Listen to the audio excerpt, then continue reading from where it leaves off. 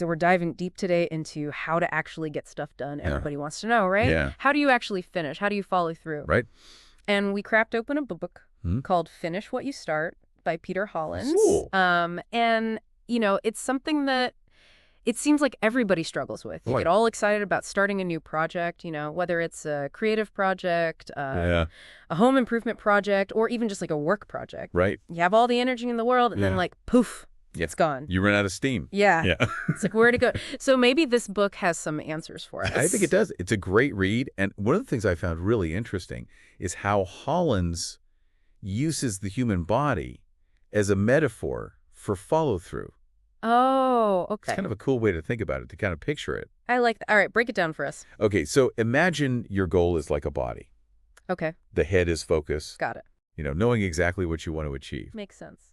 Then you got the spine, which is kind of like the foundation. Yeah. It represents self-discipline. So important. It's that thing that keeps you upright and going. Exactly, even when things get tough. Oh, so if you're lacking self-discipline, you're basically spineless. Huh, pretty much. When it comes to goals, that's a tough image. Yeah, it's not a good look. What are the other parts of the body? Well, then you've got the hands and feet, Uh-huh. which symbolizes action. Okay, Actually taking those steps and making things happen. got it. And finally, the heart Mm-hmm. represents persistence. Right, persistence. That unwavering commitment to keep going even when you hit roadblocks. It's so important, isn't it? That just makes me think about Esther's situation. Oh, yeah. She's been talking about wanting to open her own bakery. Mm-hmm. But she gets so overwhelmed. She's scared of failing. Yeah, a lot of people feel that way. She hasn't even really gotten started. Yeah. I guess she's missing a spine. Haha. Yeah, I guess you could say that. She's got the head, she's got the vision. Right, she knows what she wants. But she needs to develop that spine, that self-discipline to overcome those fears. Exactly, and then she can start taking action. Maybe even just like a tiny little step, like researching bakery regulations or something. Yeah, even something small can help build that momentum. I find it interesting how the book puts self-discipline like right at the center of everything. Yeah, it's the foundation. But what about passion? Mm-hmm. Isn't that supposed to be like the big driving force? That's what a lot of people think, but Hollins makes a really interesting argument. Okay. He says relying solely on passion can actually set you up for failure. Oh, really? I never thought about it that way. It's kind of counterintuitive, Yeah. right? Think about Sally. Mm-hmm. She poured her heart and soul into starting that charity foundation. Right. Tons of passion. Oh, yeah, she was so passionate about the cause. Yeah. But then she hit all those roadblocks, fundraising, marketing, all the less glamorous stuff. Oh, yeah. It's not all fun and games, right? No, it's definitely not. So I guess it's like passion is the fuel, but self-discipline is the engine. Exactly. You need both to really get moving. You can have the best fuel in the world, but if you don't have a working engine, you're not going anywhere. That's a great analogy. Thanks. So we've got the fuel, the passion, we've got the engine, the self-discipline. Right. But even with those things, it's like, how do you keep going? Right. How do you stay motivated? Yeah. Where does that motivation come from? Well, Hollins talks about two types of motivators, Okay. internal and external. Oh, interesting. External motivators are kind of like those guardrails. Mm-hmm. They keep you on track. Like deadlines. Yeah, deadlines, Right. accountability partner. Oh, yeah, like a workout buddy. Exactly. Someone to make sure you're actually going to the gym. Exactly. Or even just the fear of letting others down. Oh, yeah, or the fear of losing money.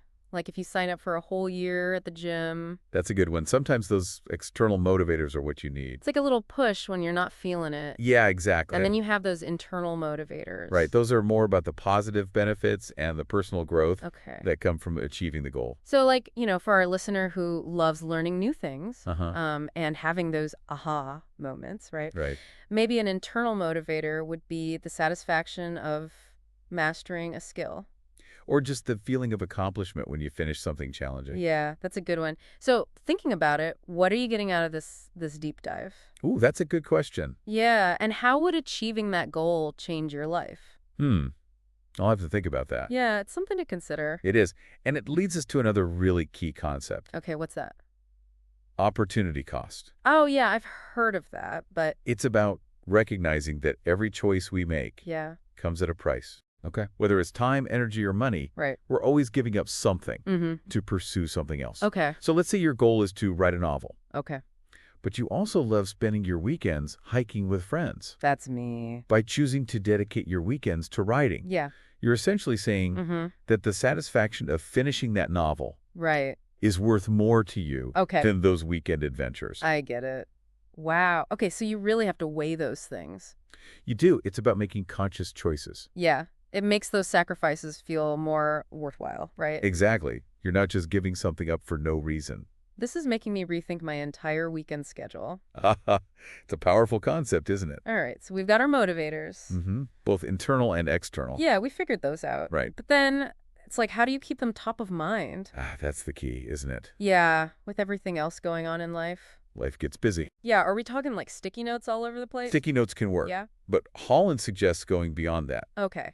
It's about leveraging the power of reminders. Mm-hmm. But not just any reminders, unique, memorable ones. Oh, interesting. Remember that study where they found people were more likely to remember a task Uh-huh. if it was associated with a visual cue, like an elephant statue? An elephant statue. Wait, what? How did that even work? Well, the point is, the more unusual and memorable the reminder, Right. the better it sticks in your mind. Okay. So what image, scent, even taste can you associate with your goal? Okay, so I could literally use a smell to remind me of a project. Exactly. It's about getting creative. Wow, I like that. Reminders are just one piece of the puzzle, right? They are. Hollins also talks about developing specific mindsets. Oh, interesting. That could be just as important as any tool or technique. Okay. He highlights 4. Okay. It's worthwhile comfort with discomfort. Uh-huh.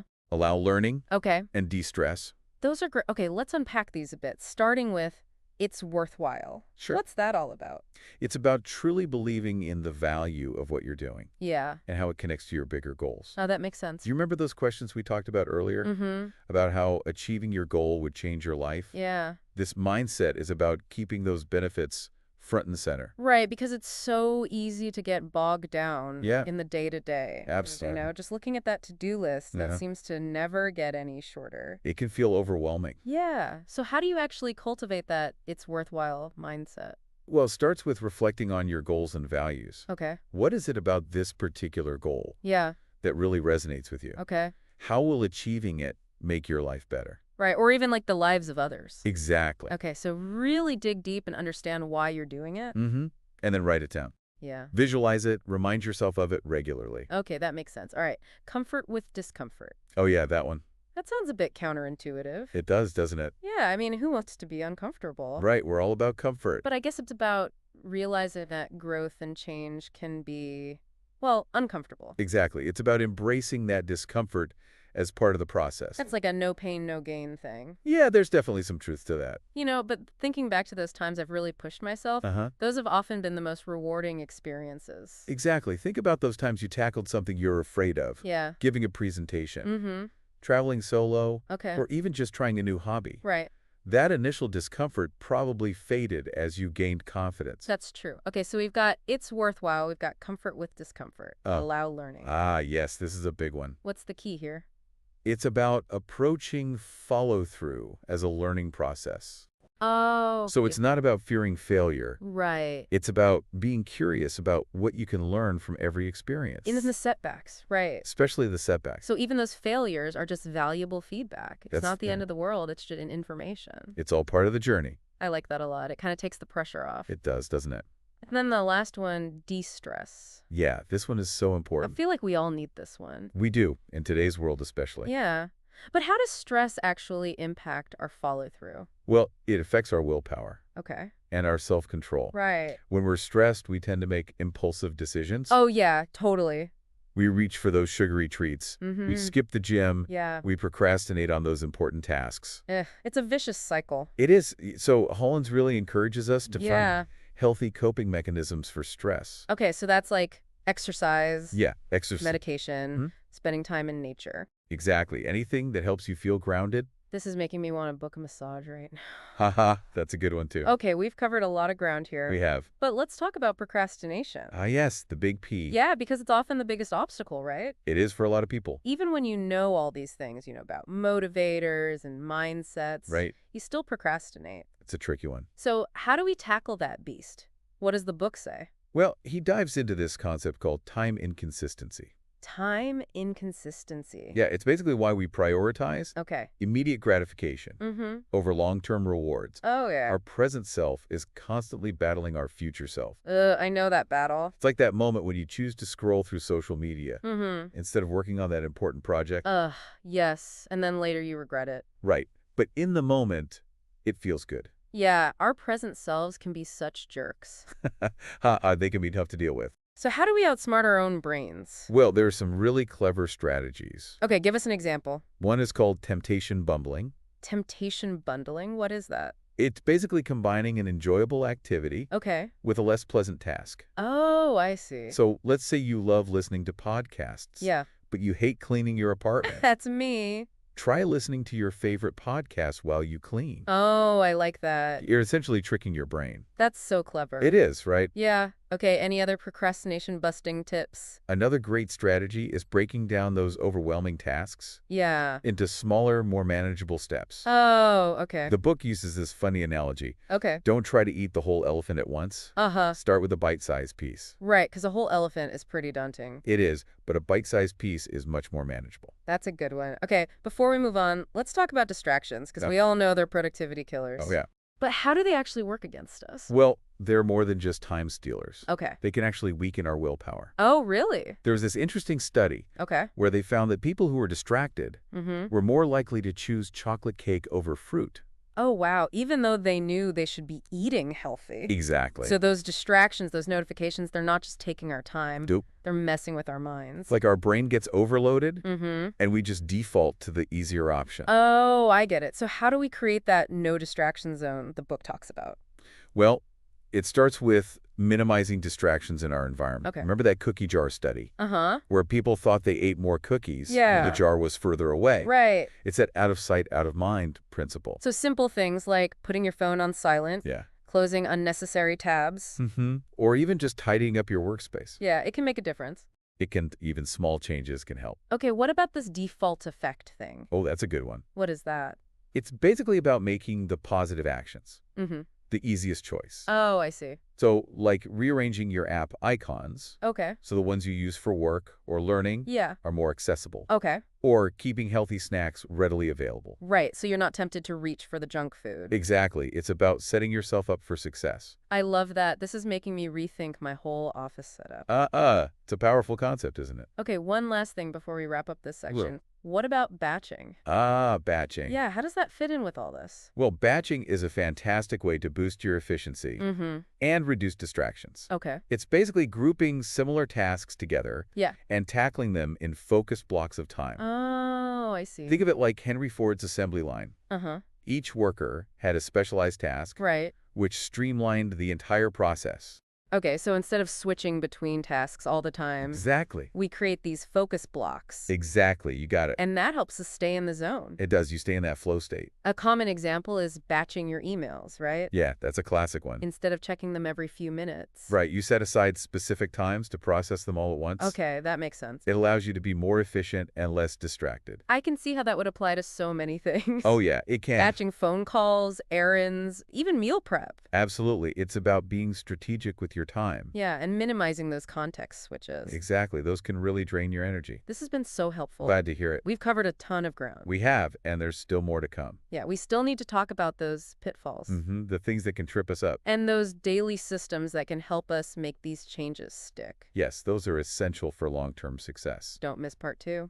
where we'll dive into all that and more. We'll be back soon. Looking forward to it. All right, so we're back and we're continuing to explore how to actually, make progress on those goals instead of just dreaming about them. Yeah, it's about taking action. Last time we were getting into all the different mindsets and motivators that can help push us through those mental barriers. It's a big part of it. But are there any, sneaky traps that we should be looking out for? Oh, there are definitely some pitfalls. I feel like even with, the best of intentions, things can still kind of go sideways. Oh, absolutely. So what are some of those things that we should be aware of?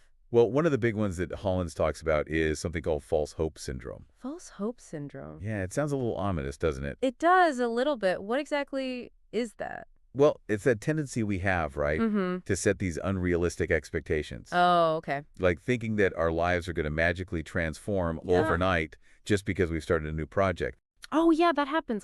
Remember Mike? Oh, yeah, Mike. That freelance consultant who was totally convinced that he was Yeah. going to be swimming in cash. Right. And living this life of leisure. The dream. Within a few months. Yeah, he had it all figured out. But last time I checked, he was still glued to his computer, drowning in deadlines. It doesn't always work out that way, does it? So how does that false hope syndrome actually, like, play out? Well, it often starts with these overly optimistic projections Okay. and, a lack of awareness Yeah. of the actual effort required Okay. to achieve the goal. So we get all caught up in the excitement, The novelty of it all. but then reality hits. Yep, and those inflated expectations just come crashing down. Yep. And those inflated expectations just come crashing down. It's like setting ourselves up for disappointment from the start. Yeah, it can be a bit of a trap.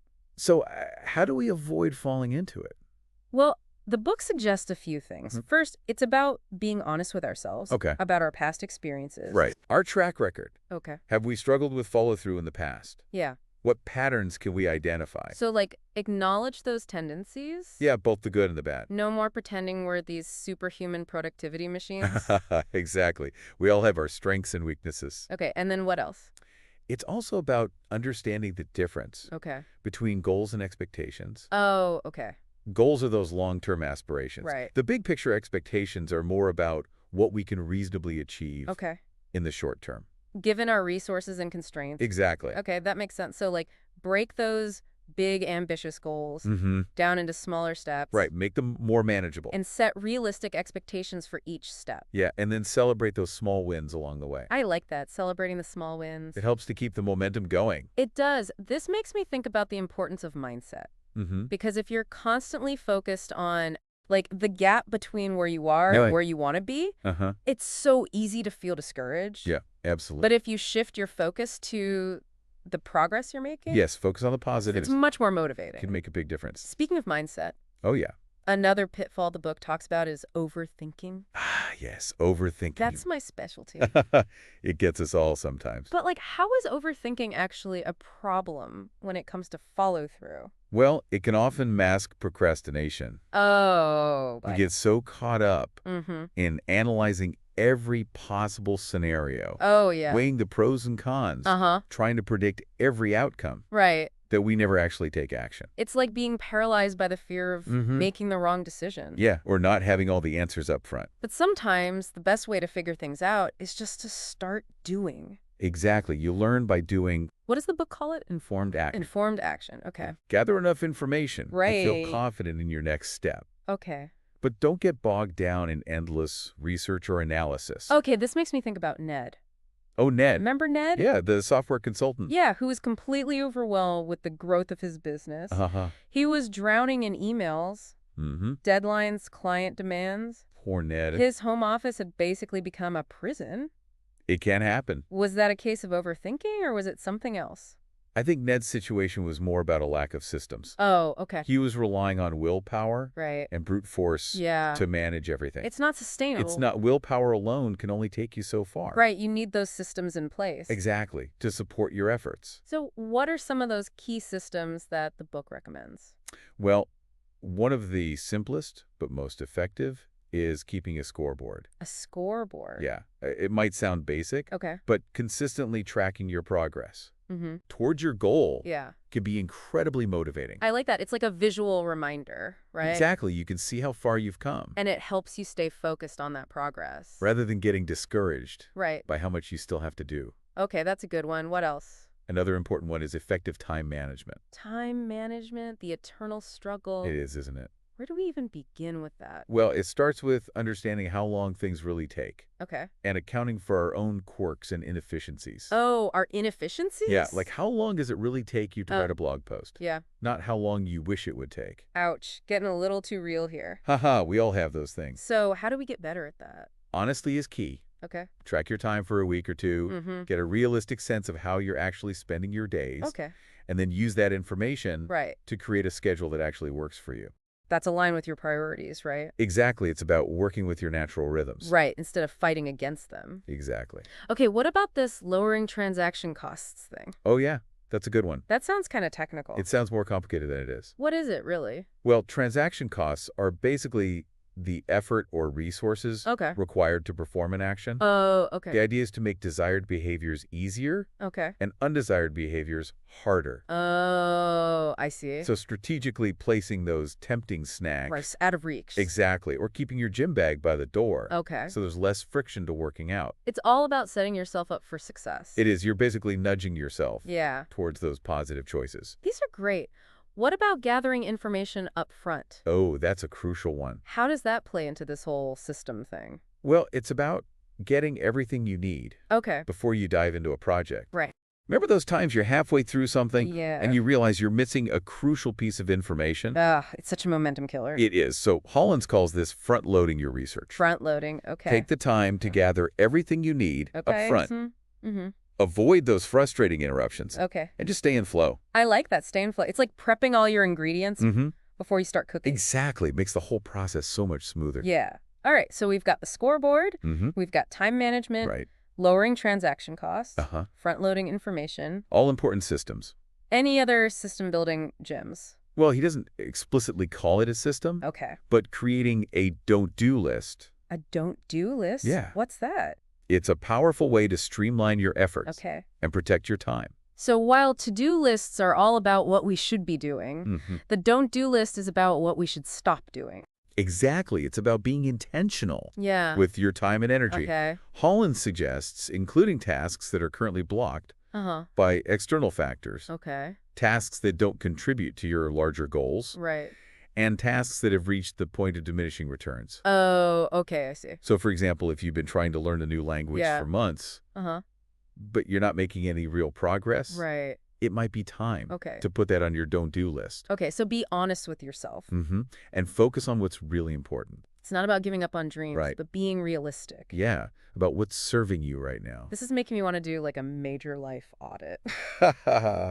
It could be eye-opening. So we've got all these systems, but is it just about setting them up and then like magically everything falls into place? I wish it was that easy. Right. Unfortunately, building new habits and systems, Yeah. it takes time and effort. Okay. It's about consistent practice Right. and continuous refinement. So not about being perfect, but just Exactly. It's about progress, not perfection. it's a journey, not a destination. I like that. It's a good way to think about it. And these systems, they're not set in stone. No, They can evolve, right? They should evolve. As your goals and priorities change. Exactly. It's all about finding what works for you. And adapting as needed. Exactly. There's no one-size-fits-all approach. This has been another awesome segment. Glad you enjoy it. I'm feeling very inspired Good to hear. to implement some of these things. That's what it's all about. But before we move on to the like final section, are there any other like last minute pitfalls? Oh, there's always something lurking around the corner. Right, that we should be aware of. Well, one that often trips people up is the tendency to overcomplicate things. Oh, overcomplicating And things. we get so caught up Yeah. in creating the perfect system, Oh yeah. finding the ideal tools, Right. waiting for the right time to start, Okay. that we never actually get started. Like that fear of not doing it Yeah. perfectly, so Oh, end up hey. doing nothing at all. That's a common trap. So how do we avoid that trap? The book really emphasizes the importance of Yeah. starting small, Okay. building momentum. Don't try to overhaul your whole life overnight. Definitely not. That's overwhelming. So what's the antidote? Small changes. Small changes. One small change you can make today. So like setting up a simple scoreboard. Or creating a don't-do list. Okay. Or identifying one distraction you can eliminate. Okay, so one small step, One step at a time. small changes, big impact. Exactly. And remember, it's not about being perfect. Right. It's about making progress. Progress over perfection. Every little step is a victory. It is. Celebrate those wins. Okay, I think we're ready to move on Sounds good. to the final section of our deep dive. All right, let's wrap it up. Stay tuned for part 3. We'll be back soon. All right, so we're back for the final part of our deep dive into Finish What You Start.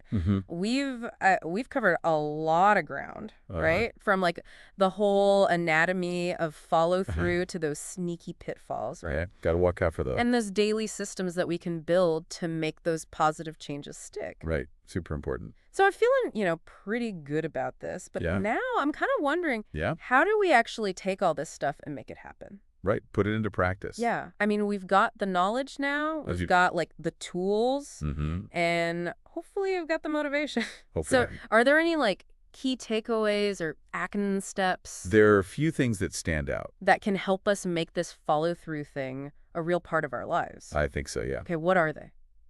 Well, one of the biggest ones, especially if you're all about efficiency, Okay. is minimizing distractions. Distractions. Oh. Yeah, they're everywhere. They really can like totally sabotage your best intentions. Oh, You absolutely. sit down to focus and it's like, boom, Yeah. phone's buzzing, emails are popping up. Social media calling your name. It's a constant battle. It is. So what do we do? How do we fight back? Well, the author suggests a really simple exercise. Okay. Think about just one small change Okay. you can make today. To create a more distraction-free environment. Exactly. So what are we talking about? Like little tweets? Yeah, little things can make a big difference. Okay. It could be as simple as, putting your phone on silent. Right. And you're working. Exactly. Or designating specific times to check your email. Okay. Or even creating a dedicated workspace Yeah. that's free of clutter and visual distraction. Oh, I like that. Because I know for me, Yeah. even just closing extra browser tabs Mm-hmm. makes a difference. It can help you feel less overwhelmed. It really does. It's about being intentional Yeah. with our environment, right? Creating a space that actually supports you. Yeah, instead of fighting against you. Exactly. Your environment can either help you or hurt you. This makes me think about that whole friction thing, right? Oh, yeah. Like, if you remove those little points of friction, Uh-huh. the distractions, the temptation, Yeah, the extra step. it's like you're making it easier to actually follow through. Absolutely. You're removing those roadblocks. And remember, like, this whole follow-through thing, Yeah. it's not about being perfect, right? Definitely not. It's a journey, not a destination. You got it. There will be days, where Yeah. our motivation is just gone. It happens. And we'll probably still give in to those distractions sometimes. We all do. That's the process. Yeah, as long as we learn from it, right? Exactly. And get back on track. Keep refining our systems and celebrating those small wins. Yeah, those are important. We'll get there eventually. We will, one step at a time. So it's not about, like, beating yourself up when you mess up. It's about progress. Yeah, it's about learning and growing. Exactly. And remember, all these strategies and systems, they're just a starting point. Okay. The key is to experiment. Mm-hmm. Find what works for you. And adapt. Exactly. It's a personalized process. What works for one person might not work for another. Absolutely. So as you continue on this journey, The journey of follow-through. yeah, we want to hear from you. We do. What resonated with you the most? What are you going to try? What's like one small step you can take today? To improve your follow-through. Share those thoughts, share those challenges, share those victories. We're all in this together. Yeah, we can learn so much from each other. Absolutely. So until next time, You you've go got for the it. power to finish what you start. You do. It just takes that one small step, One choice. one moment of focus. You can do it. Thanks for joining us for this deep dive. It's been a pleasure. We'll catch you on the next one. Thank you for joining us at Wisdom House, where we bring you timeless insights from the greatest books. If you found this deep dive valuable, don't forget to like, comment, share, and subscribe to Wisdom House. Stay curious, stay inspired, and we'll see you in the next video.